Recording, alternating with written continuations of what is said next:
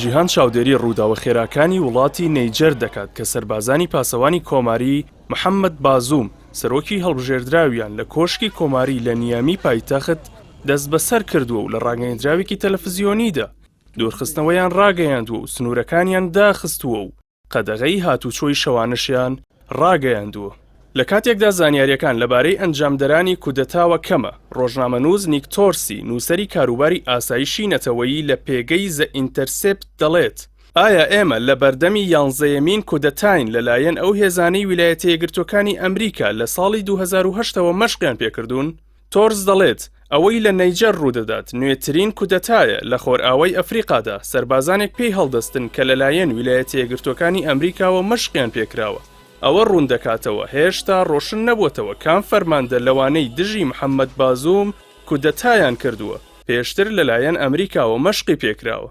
بەڵام بە دڵنیاییەوە و بە پێی ئەو بەڵگەنامانەی لە پێنتاگۆن و وەزارەتی دەرەوەی ئەمریکادا بڵاو کراونەتەوە، ئەمریکا لەم ساڵانەی دواییدا مەشقی بەهێزەکانی گاردی کۆماری نەیجەر کردووە.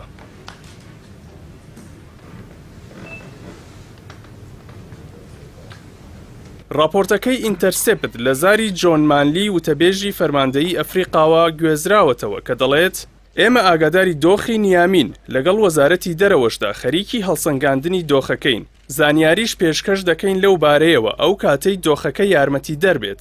راپۆرتەکەش ئەوەی ڕوون کردوێتەوە ئەفریقا وەڵامی هیچ پرسیارێکی لەبارەی ئەو سەربازانەوە نەداوەتەوە کە لەلایەن ویلایەتە یەکگرتووەکانەوە مەشقیان پێکراوە.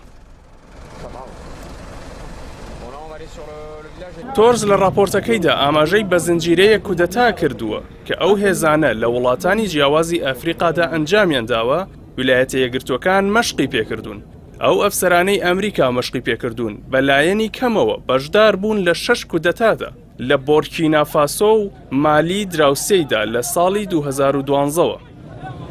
ناوبراو دەڵێت ئەو ئەفسەرانەی ئەمریکا مەشقی پێکردوون لە ساڵی 2008ەوە بەشدار بوون لە 10 کودەتای خۆرئاوای ئەفریقادا، لەوانەش بۆرکینا فاسۆ لە ساڵەکانی 2014 و 2015 و 2022، لە گینیا لە 2021، لە مالی لە ساڵانی 2012 و 2020 و 2021 و لە مۆریتانیادا لە ساڵی 2018. بازووم کە سەربازان لە کۆشکی کۆماریدا لە نیامی دەست بەسەریان کردووە لە تۆڕی ئێکس کە پێشتر بە تویتەر بەناوبانگ بوو، نامەیەکی بڵاو کردووەتەوە و دەڵێ ئەو دەستکەوتانەی بە ناڕەحەتی بەدەستمان هێناون ئەو هاوڵاتیانە دەیپارێزن کە بڕوایان بە ئازادی و دیموکراسی هەیە.